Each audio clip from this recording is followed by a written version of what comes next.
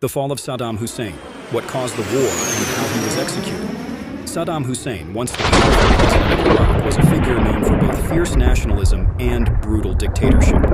His reign lasted from 1979 to 2003, marked by war, repression, and global controversy. But what led to his dramatic downfall, and how did it all end for one of the most feared leaders in the Middle East? This post explores the causes of the war that toppled him, the final moments before his capture, and the execution that stunned the world. The rise of Saddam Hussein. Saddam Hussein rose to power as the president of Iraq in 1979, leading the Arab Socialist Ba'ath Party. His rule was characterized by centralized power, suppression of dissent, and a cult of personality. Under his leadership, Iraq became involved in two devastating wars: the Iran-Iraq War, 1980-1988, the Gulf War, 1990-1991, after Iraq invaded Kuwait. Despite international condemnation, Saddam remained in power throughout the 1990s, resisting UN inspections and sanctions following the Gulf War. What caused the war that led to his death? The Iraq War of 2003, led by the United States and Allied forces, was the turning point that led to Saddam's capture and death. Here's a breakdown of the key reasons that sparked the conflict. 1. Weapons of mass destruction, WMDs.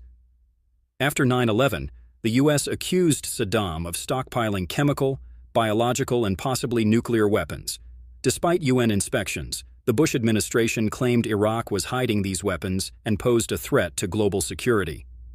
2. Links to terrorism.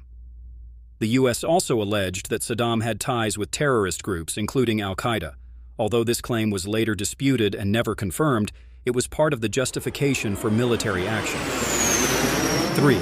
Regime change and human rights abuses. Saddam's decades-long record of human rights violations, including the genocide of the Kurds and violent suppression of Shiite uprisings, gave moral weight to the call for regime change. 4.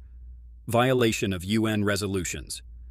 Iraq's failure to comply with UN resolutions regarding disarmament and inspections created a sense of urgency, especially in Washington.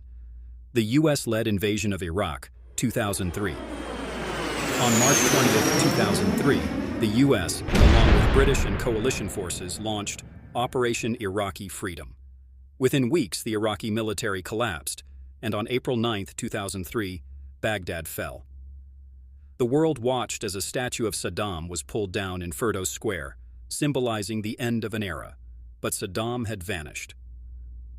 The capture of Saddam